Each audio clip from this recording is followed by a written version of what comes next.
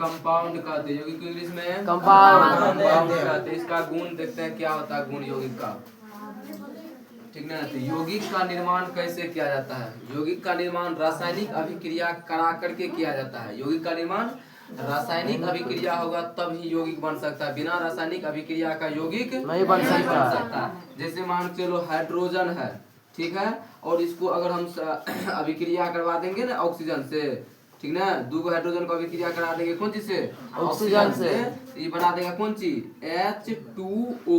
ये दोनों मिल करके बन गया कौन चीज? जल, ठीक ना।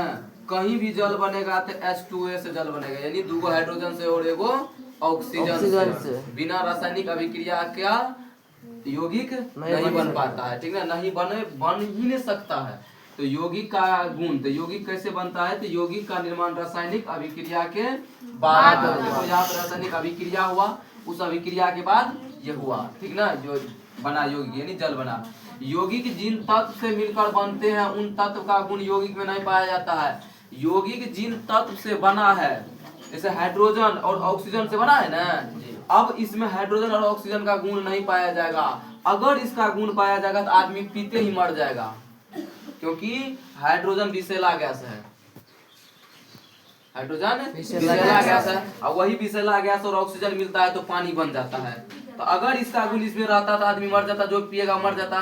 तो यानी यौगिक जिन तत्व से मिलकर के बनता है उन तत्व का गुण यौगिक में नहीं पाया जाता है। तो यौगिक जिन तत्व से मिलकर बनते हैं उन तत्व का गुण यौगिक में नहीं पाया जाता। अगर पाया जाता तो क्या होता?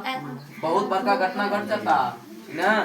चलिए, यौगिक का द्रव्यमान और क्वथनांक निश्चित होता है। यौगिक का जो मास होता है वह द्रव्यमान और क्वथनांक दोनों क्या होता है? निश्चित होता है। और निश्चित नहीं होगा, निश्चित होता है। द्रव्यमान और क्वथनांक निश्चित होता है। यौगिक का द्रव्यमान और क्वथनांक निश्चित होता है। बॉइलिंग, क्वथन मतलब बॉइलिंग ना, ठीक है। तो यौगिक का द्रव्यमान और क्वथनांक क्या होता है? निश्चित होता है, ठीक। यौगिक को हम शुद्ध पदार्थ कहते हैं। यौगिक कौन पदार्थ है? शुद्ध पदार्थ है। यौगिक शुद्ध पदार्थ है, लेकिन मिश्रण अशुद्ध पदार्थ है। मिश्रण क्या है? अशुद्ध पदार्थ है, ठीक है। अब एगो बात बताते हैं, एगो अलग से हम बता रहे हैं। दूध क्या है? दूध यौगिक है कि तत्व है कि मिश्रण है? दूध मिश्रण है। दूध क्या है? मिश्रण है। और दूध जब मिश्रण है तो दूध भी शुद्ध पदार्थ है, अशुद्ध पदार्थ है। दूध कौन पदार्थ है? अशुद्ध पदार्थ है, शुद्ध पदार्थ नहीं है दूध ना। तो जो मिश्रण हुआ ना वो अशुद्ध है, मिश्रण अशुद्ध है। लेकिन हम यहाँ यौगिक का जिक्र कर रहे हैं, लेकिन जान लो कि दूध शुद्ध नहीं, अशुद्ध पदार्थ है दूध, ठीक। तो यौगिक जो है शुद्ध पदार्थ है, यौगिक शुद्ध पदार्थ है। यौगिक को रासायनिक सूत्र द्वारा दर्शाया जाता है। यहाँ देखो कौन चीज द्वारा दर्शाए? रासायनिक सूत्र द्वारा। कहेंगे जल का सूत्र क्या होता है? H2O। चूना पत्थर का सूत्र क्या होता है? CaCO3। तो कौन चीज हुआ? सूत्र हुआ। ये सब सूत्र है। तो यौगिक को कौन चीज के द्वारा दर्शाते हैं? रासायनिक सूत्र के द्वारा। कौन सूत्र के द्वारा? रासायनिक सूत्र के द्वारा, ठीक है। यौगिक को रासायनिक सूत्र द्वारा दर्शाया जाता है, लेकिन तत्व को हम कौन चीज के द्वारा दर्शाते हैं? संकेत के द्वारा। तत्व को हम संकेत के द्वारा दर्शाते हैं। जैसे हाइड्रोजन तत्व है तो उसको किस चीज दर्शाते हैं?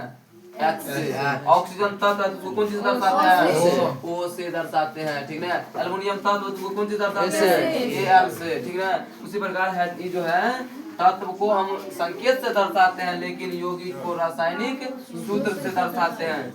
यौगिक ठोस, द्रव, गैस तीनों अवस्था में पाया जाता है। यौगिक ठोस भी बनता है, ठोस अवस्था में भी रहता है, द्रव अवस्था में भी रहता है और गैस अवस्था में भी रहता है। तो यौगिक ठोस, द्रव और गैस तीनों अवस्था में रहता है। यौगिक ठोस, द्रव और गैस तीनों अवस्था में रहता है। यौगिक कौन कौन अवस्था में रहता है?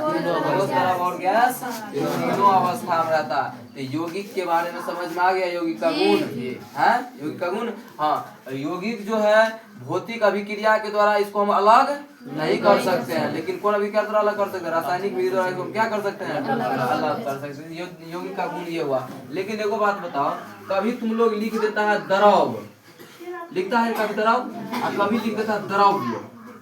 इसमें अंतर है कि नहीं है? कि बराबरे है कि बराबर नहीं है? अंतर क्या अंतर है? कोई बता सकता है? द्रव्य और द्रव में क्या अंतर है?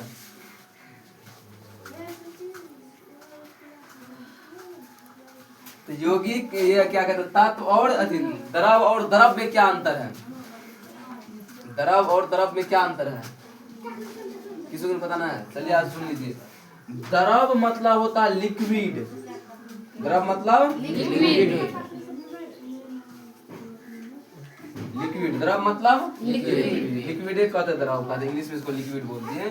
यानी जिसमें बहने की प्रवृत्ति है उसको हम क्या कहते हैं? द्रव कहते हैं। जना दूध द्रव है, पानी द्रव है, थूक फेंके द्रव है, डगरता है ना, है? तो जिसमें बहने की प्रवृत्ति होता है उसको हम द्रव कहते हैं। लेकिन ये द्रव्य क्या है? द्रव्य द्रव मतलब होता है पदार्थ। द्रव्य मतलब पदार्थ होता है। द्रव्य मतलब पदार्थ होता है। द्रव्य मतलब पदार्थ। अब समझ में आ गया कि जब लिखता है तुम लोग द्रव, जब पानी का सेंस आएगा यानी बहने वाला चीज को, तो उसको हम क्या लिखेंगे? द्रव। और जब कोनो पदार्थ का जिक्र आएगा तो हम उसको क्या लिखेंगे? द्रव्य लिखेंगे। क्या लिखेंगे? द्रव्य। सोना द्रव्य है, चांदी द्रव्य है, तांबा द्रव्य है। एक 8 द्रवी, 5 द्रवी, 6 द्रवी, पूजा पाठ में लाना पड़ता है, ये सब चीज। तो ये द्रव्य मतलब पदार्थ और द्रव मतलब लिक्विड यानी बहने की प्रवृत्ति वाला पदार्थ। ठीक ना? तो यौगिक का गुण समझ में आया। हाँ, और ये समझ में आया कि जो तत्व बनता है, तत्व में यौगिक जिन जिन तत्व से बनता है उन तत्व का गुण इसमें नहीं पाया जाता है। पाया जाएगा? नहीं पाया जाता है। उसके बाद यौगिक का निर्माण रासायनिक अभिक्रिया के बाद होता है। यौगिक जिन तत्व से मिलकर बनते हैं उन तत्व का गुण यौगिक में पाया जाता है? नहीं पाया जाता है।